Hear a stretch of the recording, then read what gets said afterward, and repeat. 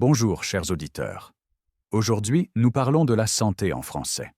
Nous allons montrer comment parler de santé de façon sûre et claire. Je donnerai beaucoup d'exemples et nous apprendrons les phrases et mots essentiels. Ainsi, tout le monde apprendra pas à pas. Ça a l'air génial. Je pense que beaucoup de débutants ont peur de parler de maladie. C'est normal.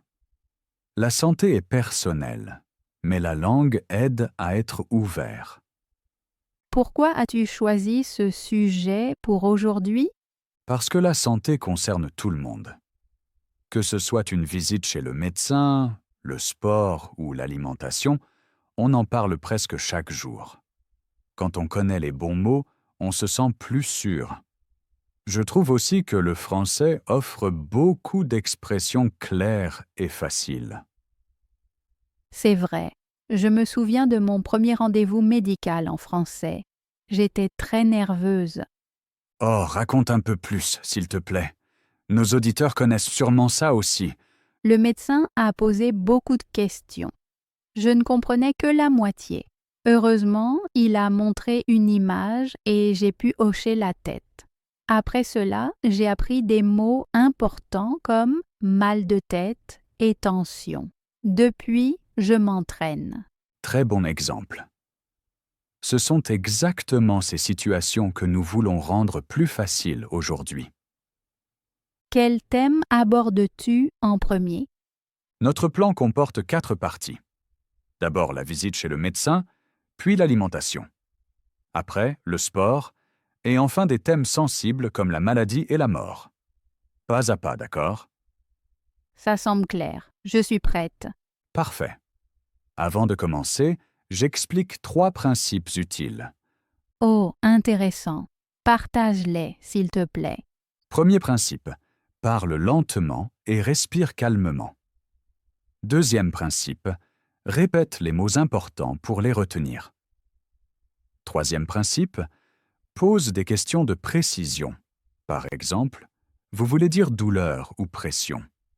Ainsi, tu évites les malentendus. Et, avec la santé, nous voulons absolument éviter les malentendus. Ces règles sont valables dans toute situation de santé. Merci, c'est très clair. Avec plaisir. As-tu d'autres questions avant que nous allions plus loin? Juste une. Comment puis-je dire poliment que je ne comprends pas? Dis simplement « Pardon, je n'ai pas compris ». Puis, pouvez-vous répéter, s'il vous plaît? Ou plus court? Encore une fois, s'il vous plaît. Super, je vais m'en souvenir. Peut-être que nos auditeurs veulent pratiquer maintenant. Dites la phrase à voix haute. Oui, faites-le, les amis. Parlez fort, aide beaucoup. Fantastique. C'était l'introduction. Nous passons tout de suite à la première partie, la visite chez le médecin. J'ai hâte. Avant de commencer, je voudrais poser une question à nos auditeurs. Quels sujets de santé vous rendent incertains? Écrivez-nous vos idées. Nous pourrons les aborder dans de futurs épisodes. Bonne idée. Je crois que ces questions aideront aussi les autres apprenants. Absolument. La communauté rend l'apprentissage plus facile. Julien, peux-tu donner un petit exemple d'une question de santé simple? Bien sûr. Par exemple, où as-tu mal? Ou depuis quand toussez-vous? Je vois. La structure est souvent mot interrogatif, puis verbe, puis sujet. Ça aide. Exactement, très bonne observation. Nous reviendrons plus tard sur ces modèles. Pendant que vous prenez un verre d'eau, je répète vite les 3 principes. Parlez lentement, répétez les mots importants, posez des questions. Ainsi, tout se fixe. Très bien, Camille. Ton style d'apprentissage est exemplaire. Peut-être que certains mettent déjà le podcast en pause pour répéter. C'est parfait. Es-tu prête pour la visite, Camille? Absolument, Julien. Je pense que beaucoup d'apprenants sont maintenant curieux. Bien. Imagine que tu entres au cabinet. Que dis-tu d'abord? Je pourrais dire « Bonjour, j'ai un rendez-vous avec le docteur Martin ». Parfait. C'est clair et poli. Tu peux aussi dire simplement « J'ai un rendez-vous à 10 heures ». Et si je n'ai pas de rendez-vous? Alors tu dis « J'ai besoin d'un médecin d'urgence » ou « J'ai très mal. Pouvez-vous me voir aujourd'hui » Tu dois toujours avoir ta carte vitale avec toi. Qu'est-ce que la carte vitale? La carte vitale est la carte d'assurance en France. Elle montre que tu es couvert. Avec elle, le médecin, l'hôpital et la pharmacie te coûtent moins cher. Tu verses chaque mois de l'argent à l'assurance maladie. Cet argent s'appelle la cotisation. Quand tu es malade, tu ne paies pas tout. La sécurité sociale paie une grande partie. En France, l'assurance santé est obligatoire. Tout le monde doit en avoir une. Il existe un régime général. Il existe aussi des mutuelles privées. La plupart des gens sont dans le régime général. D'accord, merci pour l'explication. Après l'inscription, j'attends en salle d'attente. Puis, l'assistante appelle mon nom. Exactement. Si elle te demande de venir, tu peux dire « merci » et la suivre. Maintenant, je suis dans le cabinet. Que demande le médecin en premier? Souvent, il demande « qu'est-ce qui vous amène » ou « où avez-vous mal ?» Je répondrai « J'ai mal à la tête depuis 2 jours ». Très bien. Regarde le mot « depuis ». Il montre la durée. Par exemple, « depuis 2 jours » ou « depuis hier ». Et si je ne suis pas sûre de la durée de la douleur? Alors tu peux dire « environ » ou « je crois depuis 1 semaine ». C'est correct. D'accord, donc environ depuis 1 semaine ou je crois depuis quelques jours. Exact. Tu apprends vite. Quelles autres questions le médecin pose-t-il souvent? Il demande souvent les symptômes. Par exemple, « avez-vous de la fièvre » ? Prenez-vous des médicaments ? Avez-vous des allergies ? Il demande aussi pour la famille. Y a-t-il ce type de maladie dans votre famille ? Ça fait beaucoup d'informations. Comment retenir ces mots? Fais une liste. Écris le symptôme en français et dans ta langue. Lis-la souvent à voix haute et répète avant d'aller chez le médecin. Bon conseil. As-tu des exemples de symptômes fréquents? Oui. Toux, rhume, fièvre, nausées, vertige, diarrhée, éruption, mal de dos, maux de tête. Il y a aussi fractures, vomissements, frissons et bien plus. J'en connais certains, mais éruptions et frissons étaient nouveaux pour moi. Une éruption, ce sont des taches rouges sur la peau. Beaucoup de gens ont une éruption dans leur vie. Les causes sont variées. Souvent c'est bénin, mais si cela ne part pas après quelques jours ou devient pire, il faut voir un médecin. Les frissons, c'est quand ton corps tremble et a froid alors qu'il ne devrait pas. Par exemple, tu es sous une grosse couverture avec une bouillotte et tu trembles quand même. Ah, je connais ça. Les frissons vont souvent avec la fièvre, n'est-ce pas? Oui, c'est exact. Merci. Que dire si j'ai besoin d'une ordonnance? Tu peux dire « Pouvez-vous me prescrire une ordonnance, s'il vous plaît ?» Plus court, « J'ai besoin d'une ordonnance. » Et si je veux un arrêt de travail parce que je ne peux pas travailler? Demande « Pouvez-vous me faire un arrêt ?» La plupart des médecins comprennent tout de suite. Souvent, ils le proposent eux-mêmes. Parfois, le médecin veut faire une prise de sang. Comment le dit-il? Il dit souvent « Nous allons faire une prise de sang » ou « Je dois vous prendre un peu de sang. » D'accord. Veut-il aussi prendre ma tension? Oui. Il dit « Je prends votre tension. » Tu réponds « D'accord » ou « Volontiers ». Il n'y a rien à craindre. Que se passe-t-il quand je quitte la pièce? Tu vas à l'accueil. Là, tu reçois l'ordonnance, une lettre pour un spécialiste ou un nouveau rendez-vous. Ensuite, tu dis « Au revoir ». Très clair. Que veux-tu dire par lettre de transfert? Une lettre de transfert, c'est quand le médecin t'envoie chez un autre médecin pour un examen plus précis. Ce spécialiste a les outils nécessaires. Par exemple, pour une fracture, ton médecin t'envoie chez un orthopédiste qui peut analyser l'os. Ah, ça a du sens. As-tu un exemple de dialogue complet du début à la fin? Oui, le texte est devant toi. Tu joues la patiente et j'incarne tout le personnel. C'est parti. Bonjour, j'ai un rendez-vous à 9 heures. Bonjour Madame Mayer. Avez-vous votre carte vitale? Oui, la voici. Merci. Avez-vous aussi une lettre de votre médecin traitant? Oui, je l'ai ici. Très bien. Veuillez attendre en salle d'attente, s'il vous plaît. Merci. Madame Mayer, venez maintenant dans la salle numéro 1, s'il vous plaît. Bonjour, docteur. Bonjour. Qu'est-ce qui vous amène? J'ai une forte toux et de la fièvre depuis 3 jours.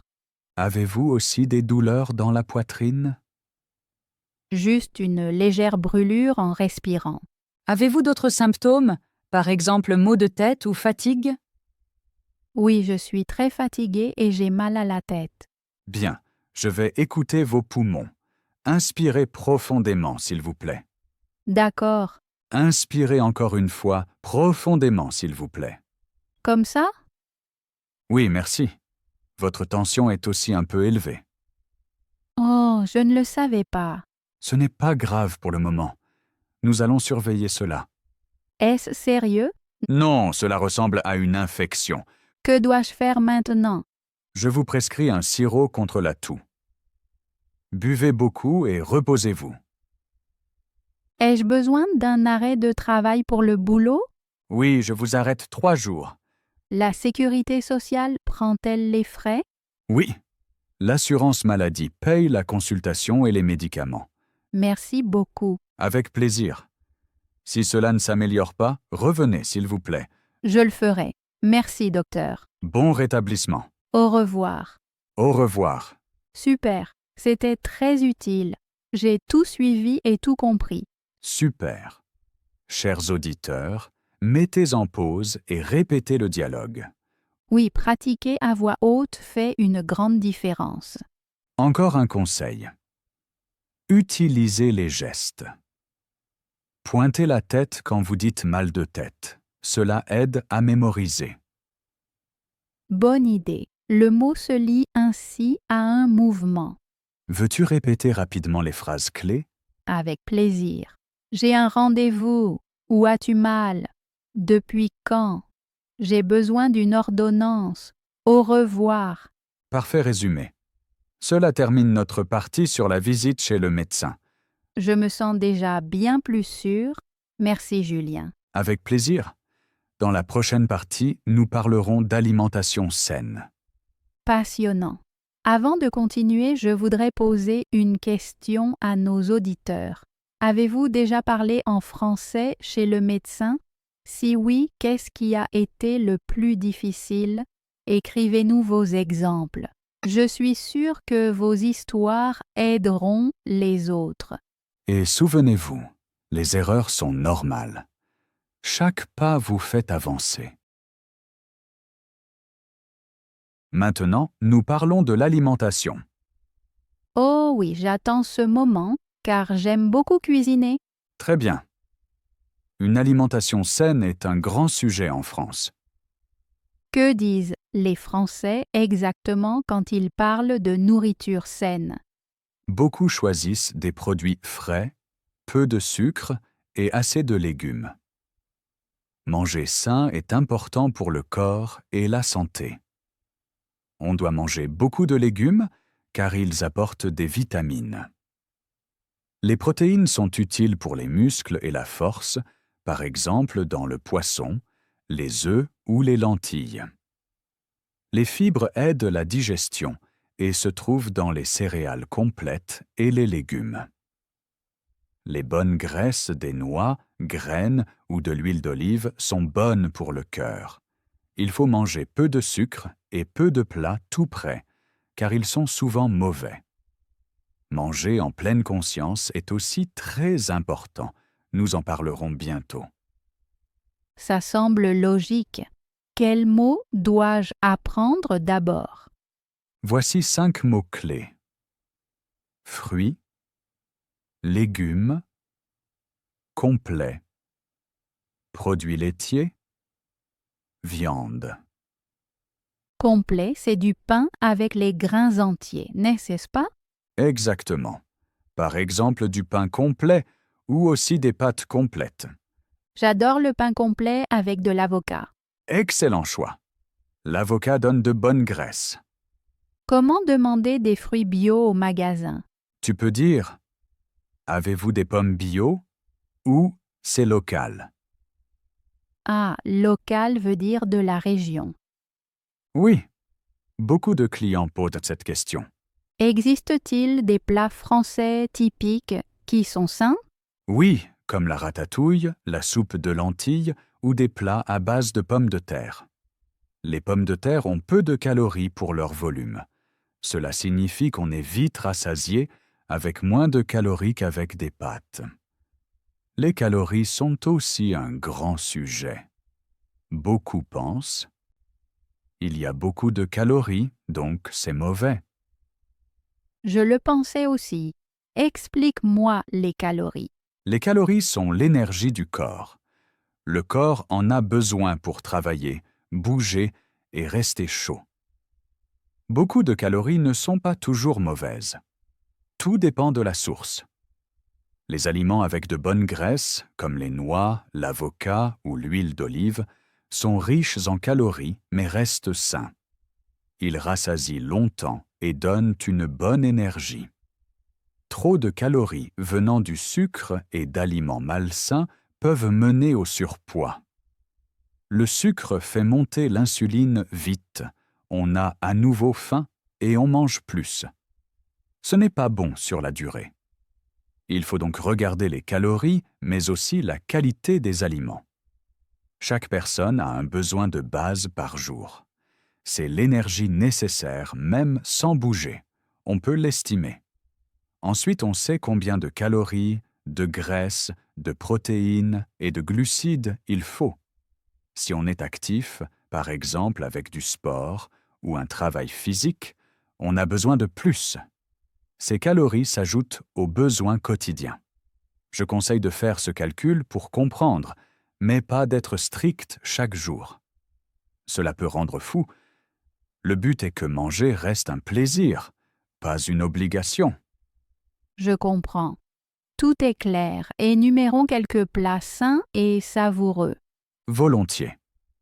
Il existe beaucoup de plats sains et très bons, par exemple des légumes au four avec un peu d'huile d'olive et des épices. Du porridge avec flocons d'avoine, fruits et noix est un bon petit déjeuner. Des pâtes avec poulet et légumes rassasient et sont équilibrées. Une salade d'avocat avec tomates et graines contient de bonnes graisses. Du riz avec viande hachée et brocoli est simple et riche en nutriments.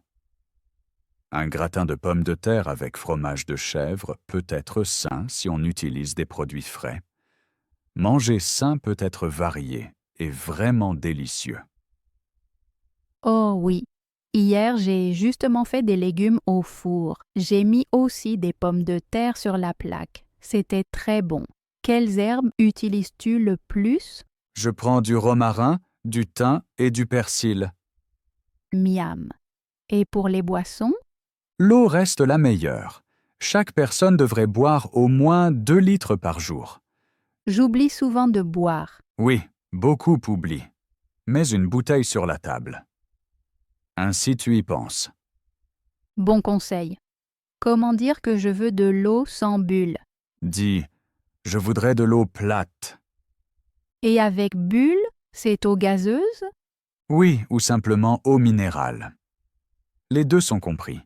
Quel est un petit déjeuner français typique? Souvent du pain avec beurre ou confiture, un croissant, parfois des céréales, avec café ou thé? La confiture n'est-elle pas très sucrée? Si, donc, à consommer avec modération. Une petite cuillère suffit. Comment dire que je suis végétarienne? Dis « Je ne mange pas de viande » ou « Je suis végétarienne ». Et végane? Alors, je ne mange aucun produit animal. Je suis végane. Bon à savoir. Certains restaurants ont des symboles pour ça. C'est vrai. Sur les menus, une feuille signifie souvent végétarien, 2 feuilles, végane.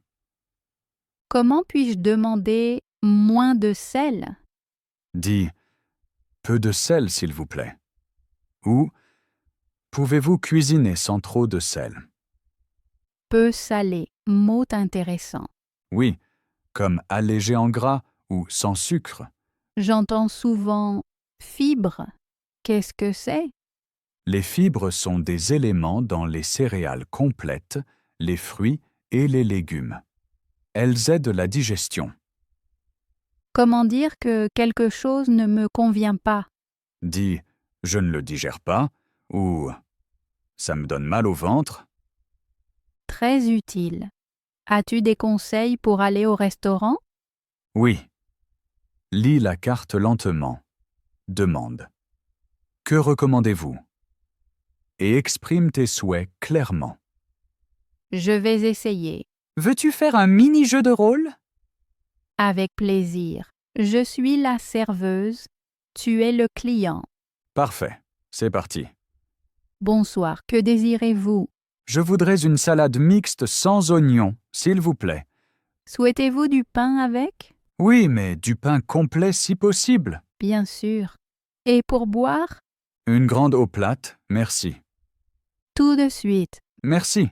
Fin du jeu. C'était cool et court. Chers auditeurs, rejouez cela chez vous. Ça aide beaucoup. Je me sens plus sûre au restaurant maintenant. Très bien. Pour finir, 3 phrases utiles. Je suis curieuse. Première phrase. Je prends le plat du jour. Deuxième. Pouvez-vous le faire végétarien? Troisième. L'addition, s'il vous plaît. Je vais apprendre ces phrases par cœur. Très bien. Ainsi, nous terminons le thème de l'alimentation. J'ai hâte de passer à la partie sport. Exactement. Maintenant, nous parlons de sport et de mouvement. Super, c'est mon sujet préféré. Très bien. Bouger garde le corps et l'esprit en bonne santé. C'est vrai. Mais beaucoup ne savent pas comment commencer. Justement. Nous allons donc clarifier aujourd'hui des mots et phrases importants. Quels sports sont populaires en France? Le football est en tête, mais aussi le jogging, le vélo, la natation et la musculation en salle. Le basket et le handball sont aussi très aimés. J'aime courir au parc. Parfait. Alors tu connais sûrement le mot « parcours de course ». Oui, mon parcours fait 5 kilomètres. Très bien. Souviens-toi aussi d'échauffement et d'étirement. Les deux réduisent le risque de blessure. Que veut dire exactement échauffement? Mouvement léger avant l'entraînement, par exemple marcher doucement ou faire des cercles avec les bras. Ton corps devient chaud et le risque baisse. Et j'étire après la course. Correct. Dis alors, j'étire mes muscles.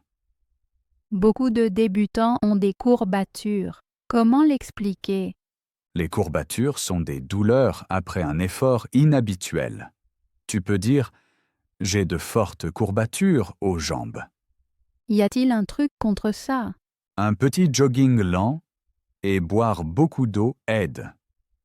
J'ai aussi entendu que le magnésium aide, mais je ne suis pas sûr. Comment me motiver à faire du sport régulièrement? Fixe-toi de petits objectifs. Par exemple, je cours 10 minutes aujourd'hui. Ça paraît faisable. De quel équipement ai-je besoin? De bonnes chaussures sont le plus important. Dis au magasin, je cherche des chaussures de course avec un bon amorti. Amorti veut dire coussin, c'est ça? Exactement. Il protège les articulations.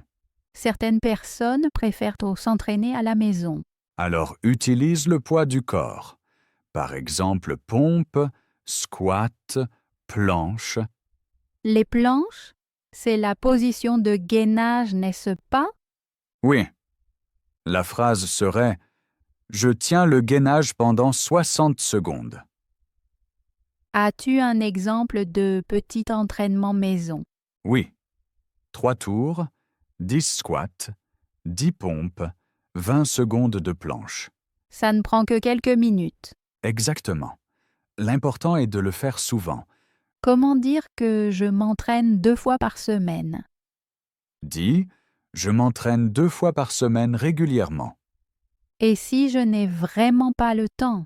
Alors intègre le mouvement dans la vie quotidienne. Prends les escaliers, marche, lève-toi plus souvent. En France, j'entends souvent le mot pas. Oui, beaucoup comptent les pas. Un but est 10 000 pas par jour. Comment demander à un ami son programme de sport? Tu t'entraînes combien de fois? Ou quel sport fais-tu en ce moment? Bonne question pour le small talk. Exact, le sport rapproche les gens. J'ai encore une question sur la salle de sport. Vas-y, Comment m'inscrire à la réception? dis « Je voudrais faire une séance d'essai » ou « Je m'intéresse à un abonnement ». Et comment demander les cours? Y a-t-il des cours de yoga? Ou quand a lieu le Zumba? Et la natation? J'adore l'eau. À la piscine, dis « Un ticket d'entrée, s'il vous plaît ». Ou y a-t-il une ligne pour nage rapide? Comment s'appellent ces planches d'aide? Ce sont des planches de natation. Demande « Puis-je emprunter une planche? Super. Des conseils pour la sécurité. Bois assez, écoute ton corps et fais des pauses. Logique. Mieux vaut augmenter lentement. Exactement. Dis-toi « Un peu aujourd'hui, un peu plus demain ». Ainsi, la motivation reste. Et n'oublie pas le plaisir. Choisis une activité qui te plaît vraiment. J'aime danser. Est-ce aussi du sport? Bien sûr, ta phrase peut être « Je vais à un cours de danse une fois par semaine ». Parfait. Je me sens déjà plus en forme rien qu'en parlant. C'est la force de la pensée positive. Peut-être que nos auditeurs veulent maintenant se lever et s'étirer. Bonne idée. Nous vous donnons 5 secondes. 1, 2, 3, 4, 5. Bien joué. Vous vous sentez plus réveillé? Alors écoutez bien, car un long dialogue arrive. Oh, intéressant. Je joue le coach en salle. Tu es la cliente. Prête? Oui, c'est parti. Bonjour, bienvenue à la salle de sport. Quel est ton objectif? Bonjour. Je veux renforcer mon dos et améliorer mon endurance. Très bien. As-tu pour l'instant des douleurs ou des problèmes de santé? Non, pas de gros problèmes. Juste parfois mal au dos à force de rester assise. C'est très courant. Combien de fois peux-tu venir t'entraîner? Je peux venir 3 fois par semaine. Parfait. Nous allons faire un plan. Nous commençons toujours par un échauffement, par exemple vélo ou tapis. Ça me va. Ensuite, nous faisons de la musculation pour le dos et aussi pour l'abdomen et les jambes. C'est important pour une bonne posture. Dois-je utiliser des poids lourds? Non, nous commençons avec des poids légers et nous regardons la bonne technique. D'accord. Et que faisons-nous à la fin de la séance? À la fin, nous faisons des étirements pour garder les muscles souples. Ai-je besoin de vêtements ou matériels spéciaux? Des vêtements confortables suffisent. Des chaussures de sport stables sont importantes. Très bien, merci pour l'explication. Avec plaisir. Nous nous voyons donc lundi à 8 heures. À lundi, j'ai hâte. Chers auditeurs, pratiquez ce dialogue à voix haute. Changez les rôles pour bien apprendre. Je sens que mon vocabulaire grandit. Fantastique. Pour finir, je résume les mots clés. Avec plaisir. Échauffement, étirement, courbature, parcours, séance d'essai, pas, salle de sport. Je les répète dans ma tête. Tout est mémorisé. Très bien. Nous avons terminé le thème du sport. Je pense que nous avons posé une bonne base. Absolument. Ensuite, nous parlerons d'un sujet sensible, la maladie et aussi la mort. Souvent, on évite ces sujets, mais il est important de pouvoir en parler. Ce sera sérieux, mais nécessaire. Beaucoup ont peur de ces mots. Comment parler quand on doit annoncer une maladie grave ou soutenir un malade? Comment commencer une telle conversation? Sois honnête et calme. Par exemple, « Je ne me sens pas bien » ou « Je m'inquiète pour ma santé ». Si c'est plus grave, dis « J'ai reçu un diagnostic sérieux ». Diagnostic, c'est le résultat du médecin, n'est-ce pas? Oui, il y a aussi thérapie, traitement, pronostic. Pronostic veut dire chance de guérison. Exactement. Comment expliquer une maladie chronique? Dis « Ma maladie est chronique, donc permanente ». Et si quelqu'un demande s'il peut t'aider? Réponds ouvertement. « Merci, j'ai besoin de calme » ou « Aide-moi pour les courses, s'il te plaît ». C'est clair et amical. Pour les proches, les condoléances sont importantes. Par exemple, « Toutes mes condoléances ». Ou je partage ta peine. Très bien. Évite les phrases comme « ça ira » si elles ne conviennent pas. Compris. Comment parler de la douleur? Exemple. La douleur est forte ou la douleur est supportable. À l'hôpital, on utilise souvent une échelle de 1 à 10. 10 signifie une douleur insupportable. Que dire si quelqu'un est décédé? Beaucoup disent « il s'est endormi paisiblement » ou simplement « il est mort ». Endormi sonne doux. Oui, choisis les mots qui te ressemblent.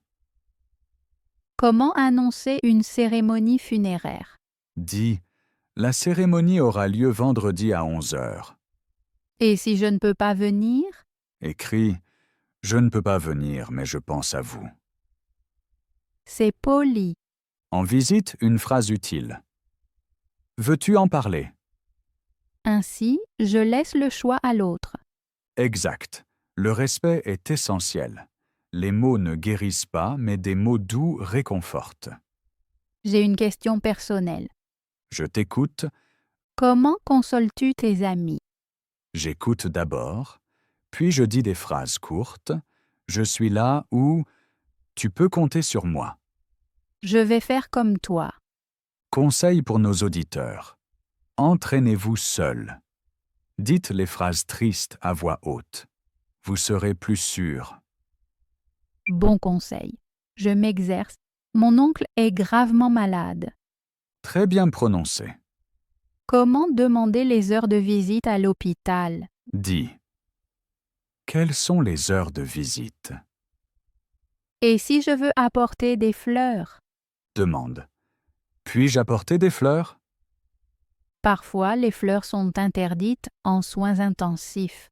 C'est vrai. Donc toujours demander. Comment annoncer une mauvaise nouvelle au téléphone? Commence calmement. Je dois te dire quelque chose de difficile. Puis je laisse une pause? Oui, pour que l'autre se prépare. Je vois que la clarté aide. Absolument.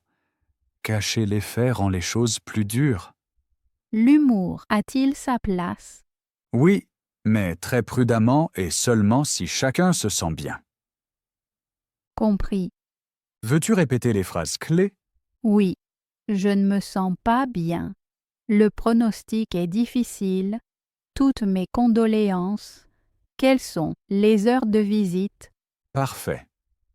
Nous avons couvert beaucoup de points sensibles.